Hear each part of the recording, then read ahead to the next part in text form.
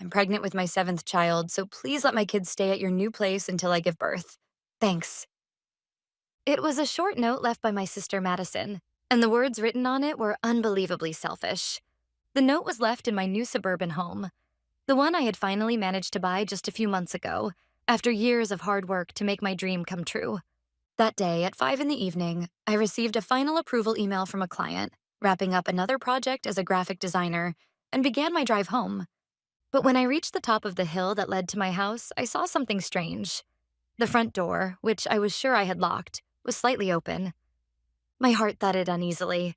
I parked quietly, held my breath, and stepped inside. The house was unnaturally silent. The familiar scent of new wood was mixed with a sickly sweetness, the smell of candy. When I carefully entered the living room, I saw a single sheet of stationery placed neatly on the walnut dining table. That was the letter, the one that marked the beginning of my personal hell. This nightmare hadn't come out of nowhere. It was the inevitable result of years of selfishness from Madison and our parents. The house had only been completed a few months earlier. It was my perfect space, a quiet haven where no one would disturb me, where I could devote myself fully to my work and enjoy time that was truly my own. That had been my lifelong dream, but that peace was shattered easily by Madison. With her husband Paul away on a long-term Navy assignment, Madison began dropping off her children at my house under the excuse of just for a little while. At first, it was only for a few hours, then half a day. And before long, my weekends from morning to night had turned into gatherings of 6 noisy children running around my home. Madison's social media was always filled with perfect mom posts and adorable photos of her 6 children. Hash blessed mom life. Hash happy with my big family. But I knew what hid behind that glossy facade. Her act of motherhood lasted only for a few minutes when her camera shutter clicked. As soon as the photos were taken, the children were left on their own while she obsessed over the number of likes on her phone. Of course, our parents knew the truth too, yet they refused to help. My mother would sigh and say, "We have our own lives, you know. Besides, you live alone in that beautiful big house. It's only natural for you to help your sister." Yes, to them, my sacrifice was natural. They preyed on my compassion, knowing I couldn't turn my back on the children. And so, my home slowly became a lawless zone for kids abandoned by their mother. Still, I couldn't completely push them away. It was because of those fleeting moments, when their eyes would suddenly fill with loneliness. "Aunt Sandra, when's Mommy coming to get us?" Hearing the eldest whisper that from the corner of the sofa tore at my heart. These kids weren't to blame. They simply didn't know what love was. If enduring it meant giving them even a small sense of safety, then I could bear it. That's what I told myself, again and again, as I buried my own feelings. But my kindness was nothing more than a weakness, one that Madison and our parents exploited without hesitation. And then, a week ago, I finally gave her an ultimatum.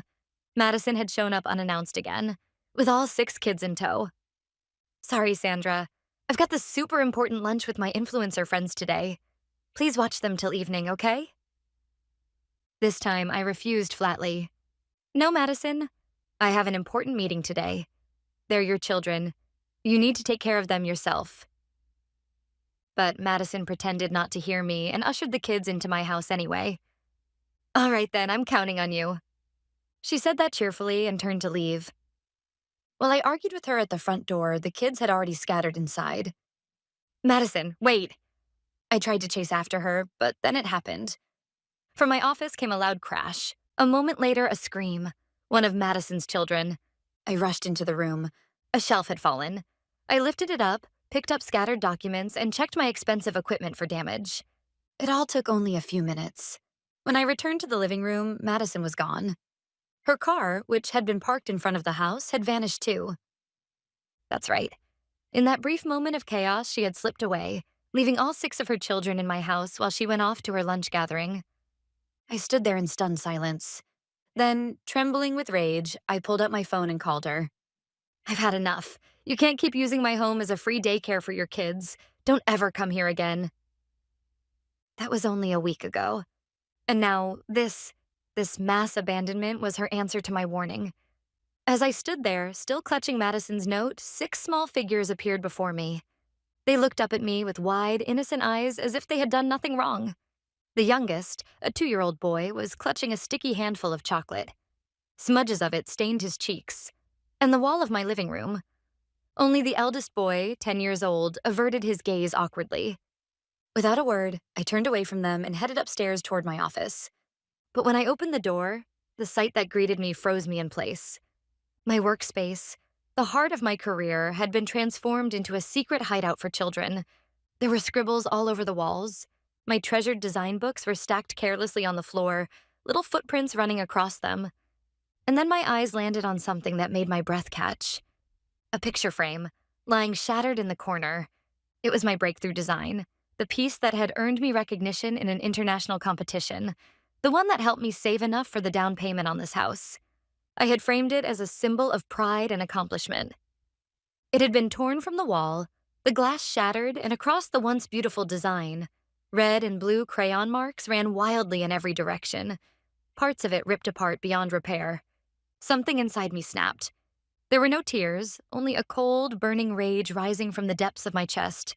Madison, so this is how far you're willing to go. You trample on my dreams, tear apart my pride, and use your children as shields. No more mercy. You, and the parents who have coddled you all your life, will pay for this. Calmly, I reached into my pocket and took out my phone. I aimed it at the ruined art print and took a photo. One by one, I began documenting the devastation throughout the house.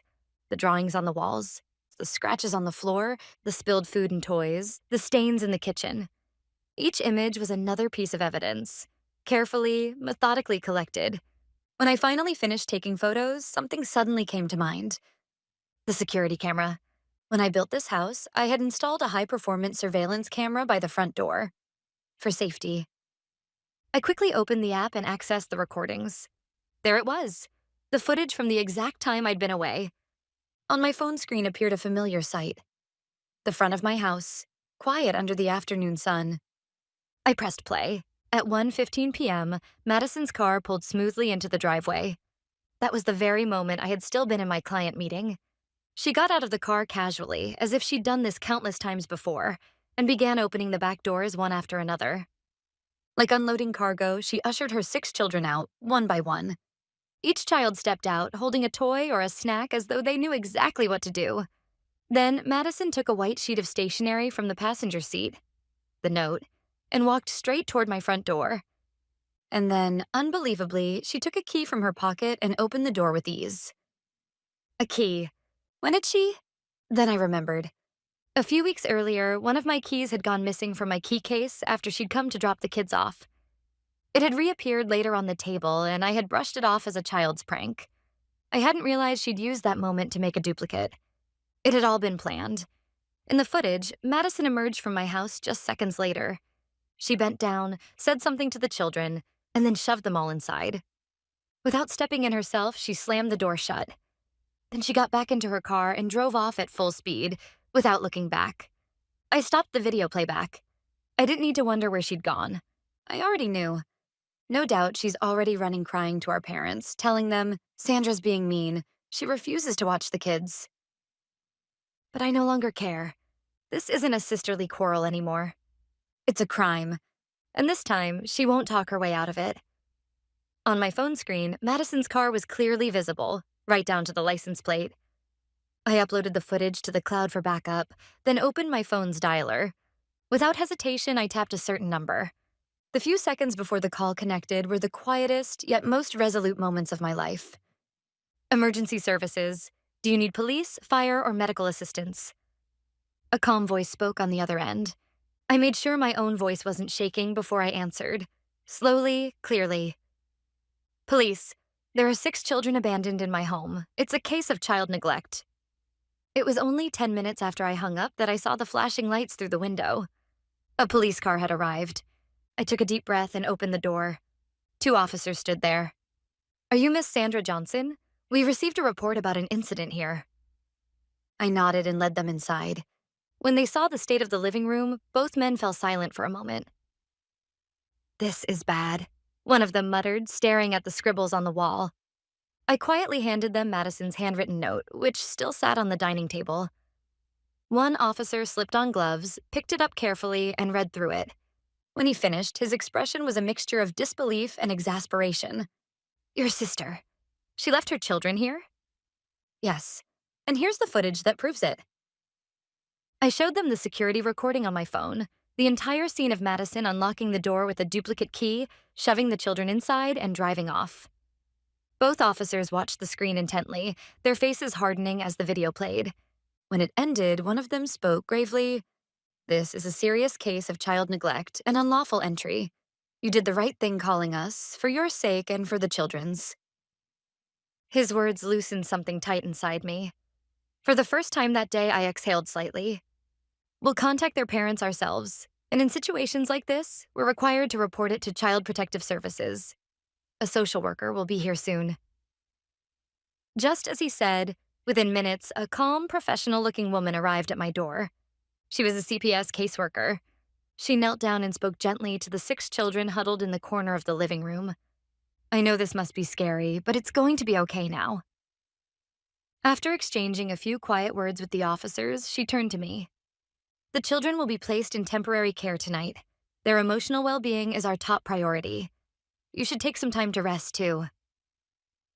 Following her lead, the children were escorted out by the officers. As they left, the youngest boy looked back, his voice trembling. Where's Mommy? That simple question struck deep into my chest. They had done nothing wrong. The blame lay entirely with their mother, Madison, and with the adults who had enabled her. Once the house returned to silence, I let out a long breath. 30 minutes later, my phone rang sharply. The name on the screen, Mother. Feeling the storm that was about to break, I pressed the call button. Sandra, what on earth have you done? The shrill, hysterical voice on the other end nearly pierced my eardrum. The police must have already contacted her. There was not a trace of concern for the children in her tone, only raw anger and accusation aimed at me. Don't you feel sorry for Madison? She's pregnant and she's been through so much already. Mom, please calm down and listen. Madison committed a crime. She abandoned her children, broke into my home, and destroyed my property. What I did was the lawful, necessary response. My calm explanation only fueled her outrage. A crime? Are you serious? Just because your house got a little messy, you're calling your own sister a criminal? All she asked was a little help. You live alone in that big fancy house. How hard could it be to look after your nieces and nephews for a while? You're so cold, so selfish. Of course. They hadn't changed, not one bit. It had always been this way. No matter how hard I worked, no matter how much I endured, Madison was always the one praised and pitied. Whenever I tried to speak up, I was scolded for being selfish. Whenever Madison made a mistake, someone else was always blamed. You're the eldest daughter.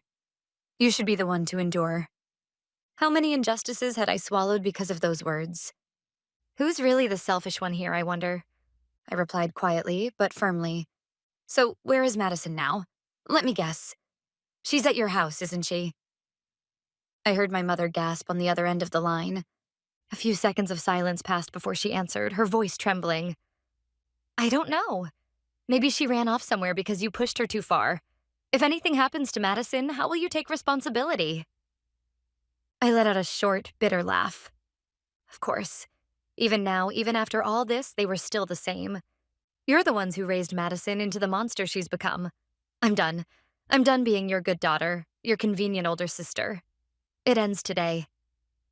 What did you just say? You heard me. I'm not going to tolerate it anymore. Madison and the parents who made her what she is, you'll all be held accountable. Don't ever contact me again. Before she could scream another word, I hung up. Moments later, my phone began buzzing again. This time, it was my father. I declined the call. Then I powered off my phone, sank deep into the couch, and exhaled slowly. To my surprise, I felt completely calm. There was no grief, no sorrow over losing my family. Only resolve. A quiet determination to reclaim my dignity and what was rightfully mine. The next morning, I visited a law firm. Attorney Hansen listened to my entire story without interruption, from start to finish, with a measured, professional calm. I laid out the evidence. The photos I had taken, the security footage, and a copy of Madison's note. She reviewed each one carefully, her brows knitting tighter as she went. This is appalling. Utterly one-sided and malicious. After reviewing all the documents, she murmured quietly, I'm not seeking leniency. I want my sister to be punished according to the law, and I want full compensation for the damage she's caused. She nodded firmly at my words. I understand completely. Here's how we should proceed. The criminal investigation is being handled by the police and CPS, but we'll also file a civil suit. That will cover the cost of repairs, compensation for destroyed property, and damages for your emotional distress. She spread a document across the table. For the property damage, we'll get a professional estimate. As for emotional damages, having your private sanctuary violated, your lifelong dream destroyed, case precedents suggest we can pursue a substantial claim. This isn't just about money, Sandra. It's about asserting the value of your dignity. Her words washed away the last traces of hesitation in my heart. We'll also assist fully with the criminal proceedings. Whatever defense Madison's side attempts, the security footage is irrefutable evidence of both neglect and unlawful entry. This is, frankly, a very strong case. Thank you, that's reassuring. But, Sandra, understand this. By doing this, you're making your family your opponents in court. Are you prepared for that? She looked straight into my eyes. I didn't hesitate for even a second. Absolutely. And with that, I signed the contract. The beginning of my formal, all-out counterattack against Madison. That afternoon, my phone rang again. The number displayed was unfamiliar. International. Cautious, I answered. A voice I hadn't expected came through, low and subdued. Sandra? It's me, Paul. It was Madison's husband. But his tone was unlike the cheerful man I remembered. His voice was heavy, restrained, almost broken. Paul, how did you get this number? CPS contacted me. They told me what happened, that Madison abandoned the kids at your house and that you called the police.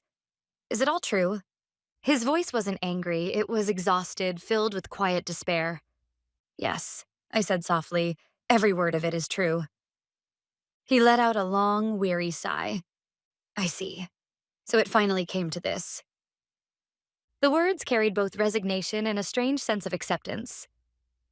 Sandra, I'm sorry. Truly, I knew. I knew how much you'd sacrificed for Madison and the children. And I chose to look away. I kept telling myself she'd calm down someday, that things would get better. I was a fool. I didn't know what to say, so I waited, listening in silence as he continued, his voice fading to almost a whisper. But I never realized how deep it went. Her spending, her lies, her utter irresponsibility as a mother. I didn't know Madison had fallen that far. I've been working overseas for years, serving my country, sending almost everything I earned back home. I just learned from the CPS report that the money I sent wasn't used for the children at all. It was blown on designer bags and beauty treatments. This time, she crossed a line that can never be uncrossed. I could hear the tremor in Paul's voice. I filed for emergency leave. As soon as it's approved, I'm flying back to the US, and when I do, I'm divorcing Madison. His words were abrupt, but there was no hesitation in his tone. I'm truly sorry for everything you've been dragged into, but I have one thing to ask of you, Sandra. I will fight for custody of the children, no matter what. Until then, please, protect them, keep them safe. It was an earnest, desperate plea, a father's final act of integrity. I could feel his resolve, and I nodded silently. All right, Paul. I promise. That call marked a turning point. My battle was no longer just about reclaiming my own dignity. It had become a fight for justice, a fight to rescue 6 innocent children from their neglectful mother and return them to a father who still had the courage to care. That weekend afternoon, a violent pounding shattered the stillness of my home. Bang, bang, bang. Each blow against the door echoed like thunder. When I checked the monitor, I saw them. Madison, her face contorted in fury, and behind her, my parents. The lawsuit must have reached them. So Madison had been hiding at their house all along. My mother's lie was fully exposed. I exhaled slowly, then walked toward the door. The moment I opened it, Madison lunged forward, shouting as if to claw at me. Sandra, are you serious? You're actually suing your own sister? Have you completely lost your mind? The only one who's lost her mind is you, Madison. You abandoned your children in my house, and you dare lecture me about family? My calm, cutting tone silenced her for an instant. But my mother quickly stepped in to defend her. How can you say such things? Madison came to you for help. And instead of being there for her, you called the police and now this lawsuit? Are you trying to destroy this family? Destroy it? I met her eyes squarely. I didn't destroy anything. You did. You're the ones who let Madison's behavior go unchecked, who looked the other way, who blamed everyone else, and now you're condemning me, the victim. It is you who have rotted this family. Why you— My father, who had been silent until then, stepped forward, his face flushed red. You call yourself an older sister, yet you won't even help your own sibling, you ungrateful brat. Do you have any idea who raised you? That final phrase broke something inside me. The last door in my heart, thrown wide open. Gratitude? I've repaid every ounce of gratitude I ever owed. I'm done being your scapegoat. I looked at each of them in turn, my sister, my mother, my father. Shock, anger, and just barely fear flashed across their faces. Get out. Leave my house. Now. If you continue to trespass, I won't hesitate to call the police again. I closed the door firmly, with finality. Their muffled shouting carried on from the other side, but none of it reached me anymore. That day, I severed the last chain of blood that had bound me for a lifetime. A few weeks later, the courtroom battle began. The security footage was undeniable. Madison's crime was laid bare for all to see. When the evidence played, Madison and my parents sat pale and wordless, the truth leaving them nowhere to run. The verdict: complete victory. Madison lost custody of her children, and the court granted Paul full parental rights. My civil suit, too, was upheld in nearly every aspect. Madison was ordered to pay the full cost of home repairs, replace the destroyed artwork and furniture, and compensate me for the emotional trauma she had caused. A figure the judge described as substantial. Outside the courthouse, Paul stood waiting with his 6 children. His voice broke as he spoke. Sandra, thank you. Truly, without you, I never could have saved them. The children huddled close to him, still uncertain but relieved, safe at last. They would begin a new life together, away from chaos. As I watched their small figures run to their father, I knew with absolute certainty that my fight had been the right one. After the divorce, Madison gave birth to her 7th child. She now lives alone as a single mother. But the crushing weight of the damages and legal fees has left her in ruin. The glamorous life she flaunted on social media, her curated images of perfect motherhood, has vanished. Her accounts, once filled with smiling photos and brand names, have been deleted entirely. As for my parents, they sold their longtime home to cover her debts and now scrape by in a small apartment. Their twilight years spent paying for the daughter they refused to discipline. They once called me ungrateful. Now they've given up everything to protect the child who destroyed them. And strangely enough, I feel no pity. This is simply the natural consequence of their choices. What I had gained was a rock-solid confidence that no one should ever intrude on my life, not even family. And above all, I have gotten an irreplaceable, calm, and quiet everyday life.